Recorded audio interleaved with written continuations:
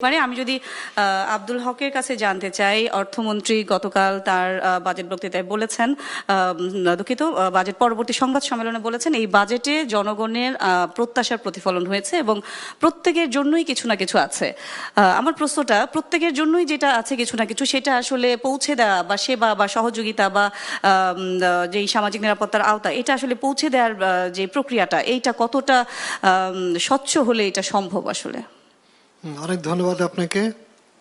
এবং আমি প্রথমে অভিনন্দন জানাবো মাননীয় অর্থমন্ত্রীর দায়িত্ব নেওয়ার পরে তার এটা প্রথম অভিষেক, এবং যেটা রেজওয়ান ভাই বলেছেন প্রধানমন্ত্রীরও এটা প্রথম দায়িত্ব নেওয়া। সেই হিসাবে আমাদের দেখার বিষয় আছে এখানে। কিন্তু সত্যি কথা বলতে কি, অর্থমন্ত্রী যেটা কিছুদিন আগে বলেছিলেন, যেটা ভঙ্গুর অর্থনীতি এবং বিধ্বস্ত ব্যাংকিং সেক্টর নিয়ে তিনি শুরু করছেন, সেই বাস্তবতায় তারা বাজেটে যেটা প্রস্তাব করেছেন সেটা তো হলো সুন্দর, যে আপনি সবাইকে খুশি করার চেষ্টা করেছেন, ব্যবসা বন্ধ করার চেষ্টা করেছেন, এবং সমাজের বটম অব দি পিরামিডে যে মানুষরা আছে তাদেরকে কিছু টেনে তোলার চেষ্টা করেছেন।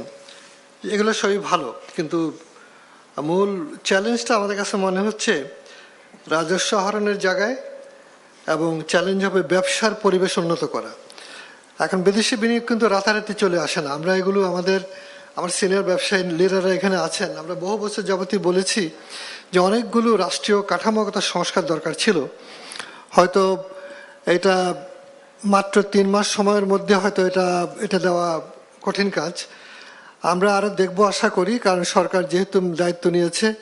কিন্তু এখানে আমাদের যে ভীষণ দুর্বলতাগুলো আছে, মাথাভারী প্রশাসন, সাংঘাতিক বেশি রাজস্ব ব্যয় কমানোরও কিন্তু একটা স্ট্র্যাটেজি থাকা উচিত ছিল। যেমন উদাহরণ দেই, সরকার যখন একটা অফিস বিল্ডিং করে তখন সেখানে দেখা গেলো আমরা রাজস্ব ভবনে যদি যাই, ফ্লোরগুলোতে দেখা যাচ্ছে 2/3 জায়গা খালি রেখে এক ধরনের ফুটবল খেলার মাঠ আছে, যেটা জাপানে কল্পনা করা যায় না। প্রতিটা ইঞ্চি জায়গাকে চিন্তা করে তারা ব্যবহার করে। এই যে অপচয়, এটা দেখালেন কি গ্রোথ দেখালেন আপনি, যে আমি এই এত উন্নতি করে ফেলেছি, তোরণ বানাচ্ছেন। এই সব জায়গা থেকে বেরিয়ে আসার একটা বড় রকমের স্কিম আমরা প্রত্যাশা করেছিলাম ব্যবসায়ীরা বিশেষ করে।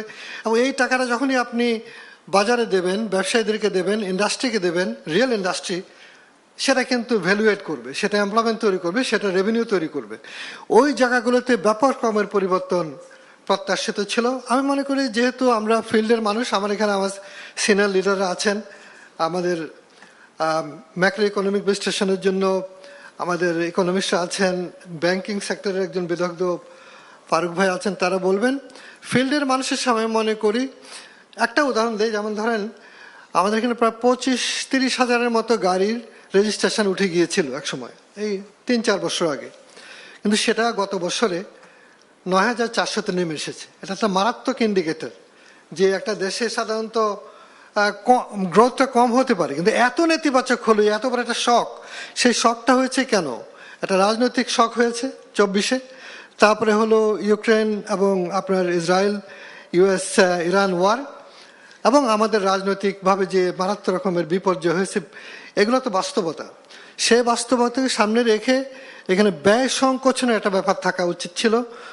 যেমন ধরুন সরকারি ব্যয় নমুনা বলি আপনাকে, একটা ডিপার্টমেন্ট বাজেট করছে 2 কোটি টাকা দিয়ে একটা মাইক্রোবাস কিনবে। আমি ডিপার্টমেন্ট নামটা বললাম, কিন্তু আমরা আলোচনায় ফিরবো, একটা বিরতি নিয়ে ফিরছি। আচ্ছা, আমি একটু শেষ করি। সেখানে দেখা যাচ্ছে যে যখন আমাদের পারভেজ ভাইরা গাড়ি কিনে, কিংবা একটা মাল্টি ন্যাশনাল কর্পোরেশনে কিনে, তারা 50 লাখ টাকা দিয়ে রিকন্ডিশন গাড়ি কিনে 30 বছর চালায়। তাহলে এই দেশেই কিন্তু পাশাপাশি দেখেন কতটুকু আপনার ব্যয় সংকোচনের কিংবা ব্যয় অ্যাপ্রোপ্রিয়েট ব্যয় করার প্রবণতার ব্যাপারটা উদাহরণ দিলাম। Thank you.